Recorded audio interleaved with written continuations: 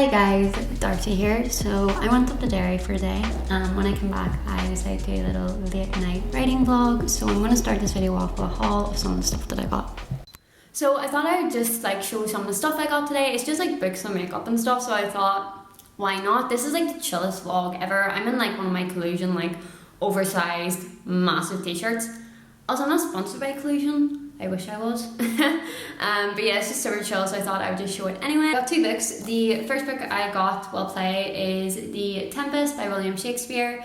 I did not study this play in school. I have a few Shakespeare books, so I thought, why not build up a little collection? Do I know what he's saying? Absolutely not. Do they look pretty? Lined up together? Yes. Then the next book I got was R.M. Hare, The Language of Morals. I love books like this, about like philosophy and morals and stuff like that. And this book is written in 1952. It's really interesting to see what people in that era said about like morality and the language of morality and what morality is and what's good and what's bad and what's evil and stuff. So I just saw it and was like, you know what, that would be fascinating. So I can't wait to read this. I want to crochet the like Harry Styles like cardigan that like when every girl's seen him, and it was just like, don't do this to me. I want to do like that cardigan. So I bought a 5mm hook. I already have a 6mm hook, but every video I watch people use this one and I was like, I probably should follow the instructions here. So I just picked up that one. Then I picked up, it's so orange. So yeah, it's just this really beautiful like orange wool. So yeah, I seen it and was like, do I need it? No. Do I want it? Yes. The story that I'm going to talk about is Save Me, and it is based off the Irish myth of Slaw. I think that's how I'll put it up somewhere. And essentially these were kind of believed to be fairies gone amok. Basically, fairies that had no loyalty, that were kind of, you know, bad fairies as such. So they didn't have any loyalty, they had no mercy, anything like that. Then, once Christianity came, then they were turned into a pack of like dead sinners, basically. And they exist on the souls of the living, and they try to kind of make as many of them as possible. So that's what the story is based on, that's the myth and the creature that is prevalent in this one.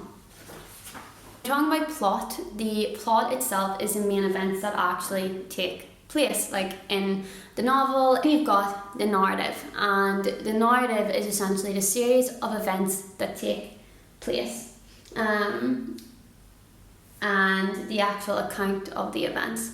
Then you've got structure, which is how you and where you place them events. So when you're talking about plot, what you're actually talking about is narrative and structure.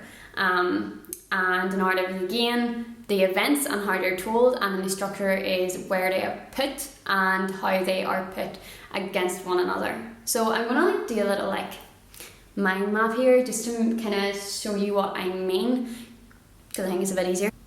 So just to explain that a little bit better, the plot itself, so when you have a plot you have four main points. So you have the inciting incident, which is kind of what kicks everything off. So the inciting incident in this is Damien gets a call from Claire. Then you have the first plot point, which is normally a reaction to the inciting incident, and in this case Damien arrives at the house and realizes something is really odd.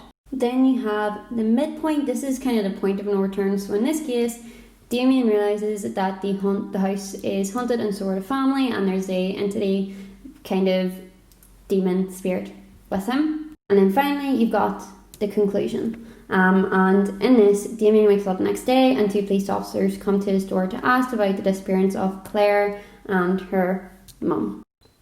So I'll explain this like a little bit better because like I know my handwriting's awful, but essentially, so all of this is a narrative. So these are all the events that basically kind of not gap the bridges, but these are all the events that happen that essentially make this plot line. So I'll go into a little bit more detail and then I will do some edits on it and go into editing it, and then I will come back with some of the changes.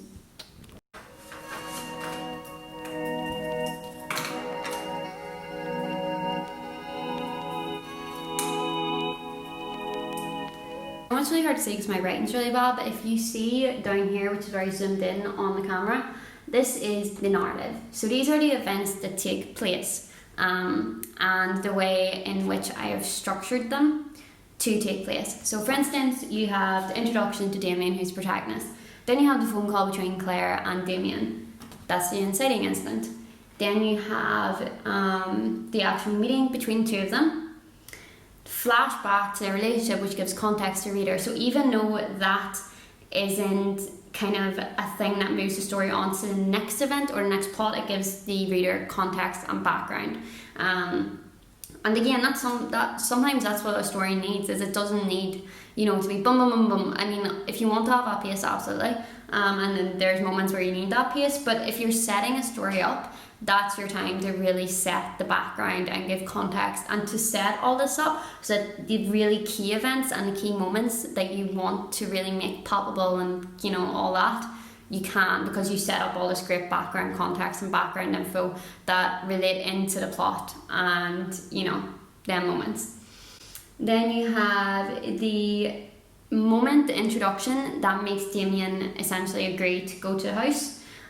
Damien drives to the house and the arrival at the house, which is then the plot point, the first plot point, where he arrives and realises something is really off, and henceforth and henceforth and henceforth. So it's all of this, all of these moments, from the big moments that kind of really drive the plot forward, to the little small moments that, you know, add again background and context. It's all of them that essentially make up all of this. So if I was like, maybe when I do write something, I like to do this overall plot, but then with this, I just like to take my time and see what I come up with. And now what I'm going to do is, it is near like 11 o'clock.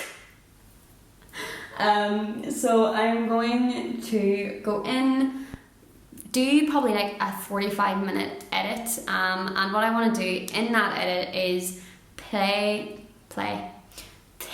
really close attention to the events and the moments, and make sure that it's the tension that's driving, not the tension, but it's the action that's driving the next kind of thing forward. So what I mean by that is, when you're writing stuff, really what you're trying to look for and really what brings something about is action and reaction. So what is your character doing to other character or to the other, you know, to the scene that makes it kind of move forward to the next bit. The actions cause a reaction, because that's what happens in real life, and then reactions can be small and then reactions can be big. But again, that also comes with pacing. So that's choosing the right moments to really amp up the pace and quicken it. Or it's, you know, you want to pace out so you have a really clear beginning, and you want, you know, take as much time as you want, in the sense of like to set the story up and to really set it up, and then obviously a middle and an end, and you want to pace them out. But again, what's going to pace them out is making sure that the narrative, that you're following a smooth narrative, and that the actions are causing a reaction that bring the narrative forward. I hope.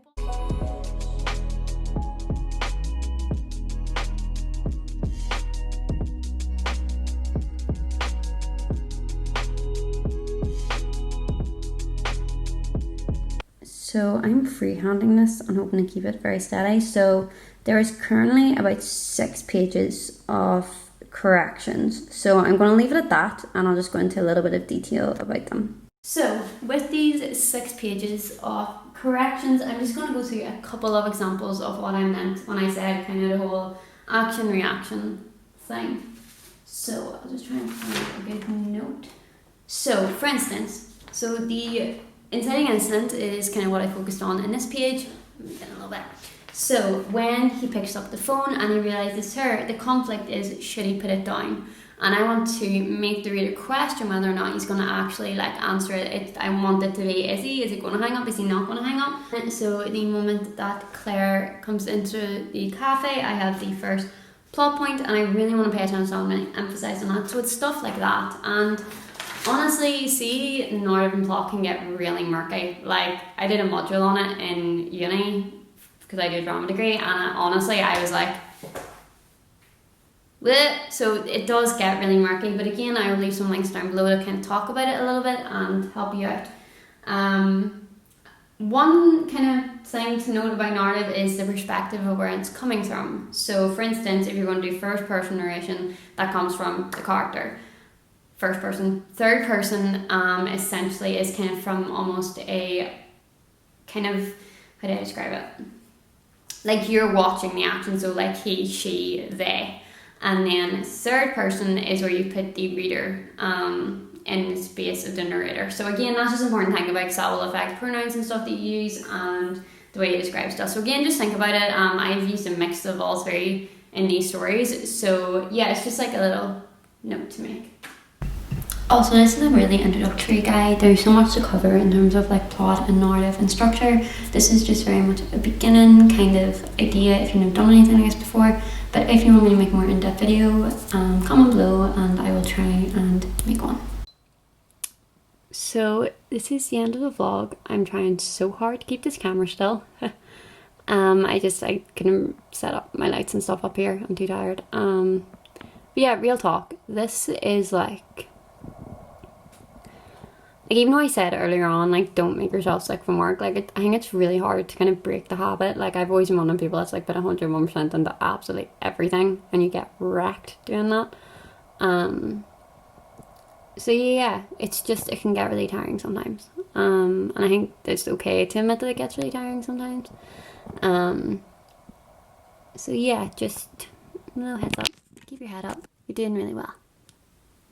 And I will see you in my next video, which will be tomorrow's vlog.